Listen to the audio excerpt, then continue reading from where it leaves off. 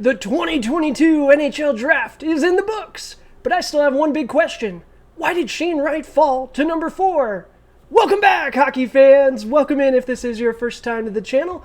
I'm Josh. This is the Hockey Flow, and today it's Sunday, July 10th, 2022. That's right, the NHL Draft may be done, and teams may be happy. You may be sad on who your team picked, but I got one big question left. How the heck did Shane Wright fall to number 4 overall? We've been talking about the lad going number 1 for a couple years now, but thanks to The Athletic and Corey Pronman, we've got the answer. We're going to get to that on Today in Hockey in just a moment, but first we got to get to Today in Hockey history. Then we got a couple of headlines, including the Predators finally making their move, woot woot, and then we're going to get to our article deep dive. Like I said, The Athletic, Corey Pronman, they did some digging and they gave us the answer. Why did Shane Wright fall to number 4? And I'm excited to see what they gave us. So let's get into it, shall we? And before I forget, if you do enjoy the content, smash that like button. Go ahead, subscribe to the channel. I really do appreciate it. Helps us out a ton. And we're going to keep bringing you videos every day, so might as well be subscribed. Make sure you never miss one. But all right, Today in Hockey history.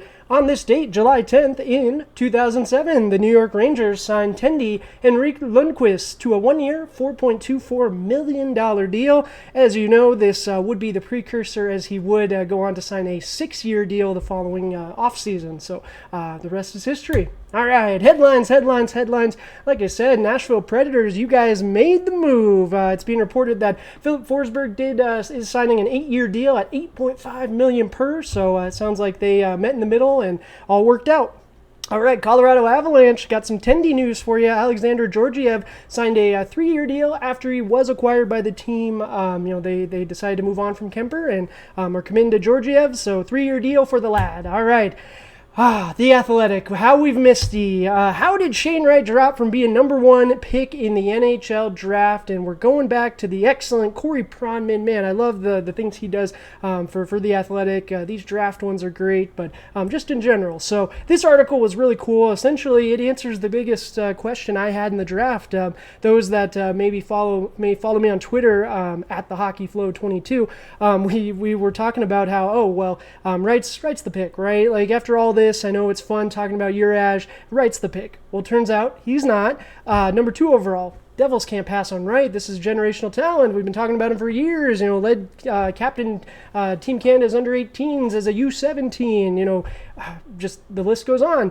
Nope, doesn't get picked. Doesn't get picked at 3, falls to 4. And I tell you what, the Kraken, you guys should be so excited. You're getting an excellent player, right? That's the end of the story. But why did Shane Wright, the lad that we've been talking about for years as the number 1 overall pick, why did he actually fall? So Corey Pronman went through and talked about that and really nailed it. So at the end of the day, it really comes down to the perception versus reality. And this draft wasn't necessarily the strongest at the top. Like, we have some excellent talent, but there wasn't that one player that stood out and that we've been talking about. We don't have the Connor Bedard, for next season.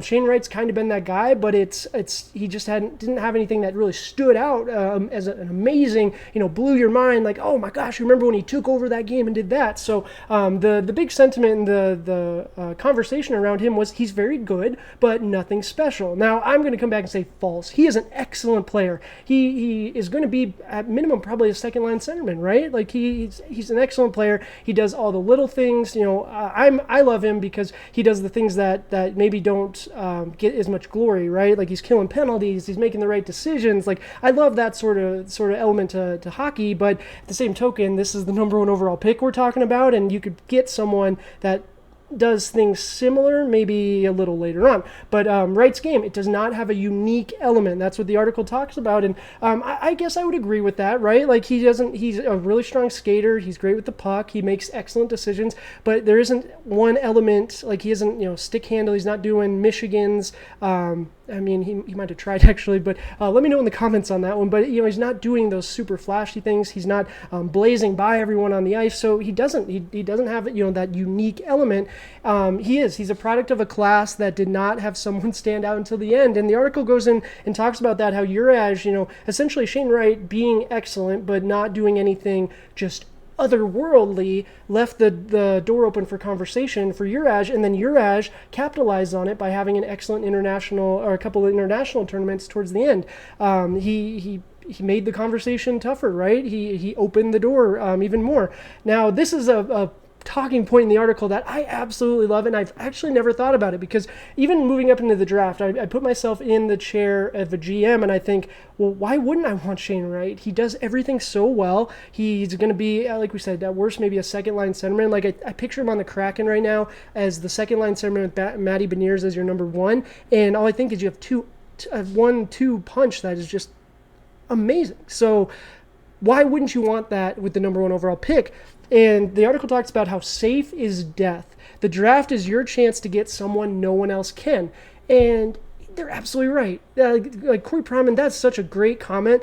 The draft is your chance to pick a talent that no one else can get, right? Especially when you have the number one overall pick. Even if you think Shane Wright is, Patrice Bergeron or a Ryan O'Reilly, right? These perennial all-stars, these excellent players. Both of those two gentlemen were second-round picks. So would you pick them with a number one overall pick? Or are you picking someone with a little more flash, the 6'4" talent that can skate like no other, and can handle the puck and can dominate the offensive end?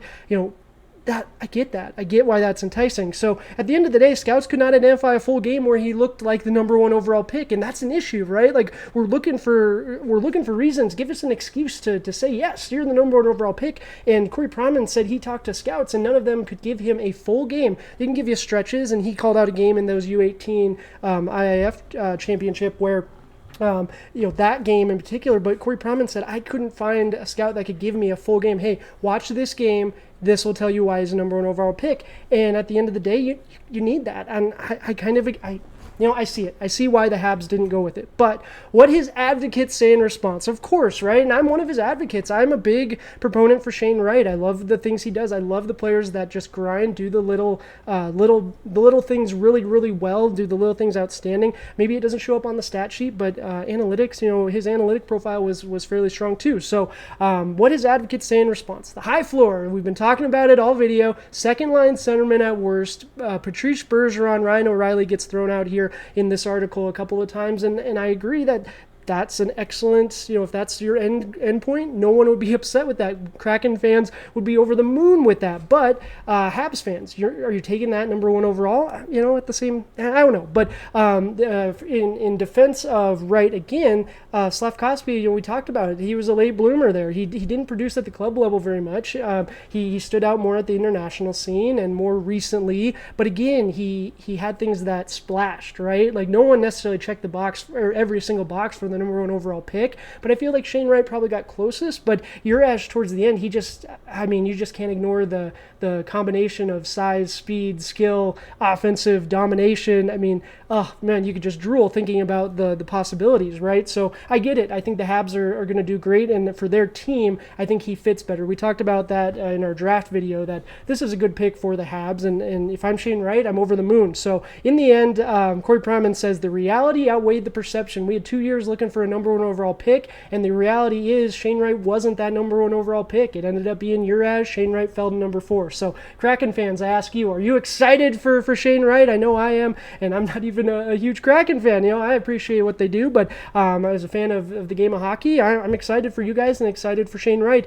Did you want Wright to fall, or did you want them to pick someone else? I know I had Nemec going to you guys, but let me know in the comments. This was a lot of fun, but that's going to do it for the video today. Thank you guys so much for tuning in. We are doing a giveaway right now. We're giving away a $100 gift card to the NHL shop. We're on that race to 100 subscribers. So once we hit that point, we'll do a special video and go ahead and let you know what you need to do to be eligible for the giveaway. But again, thank you guys so much. I do appreciate you. Until tomorrow, cheers.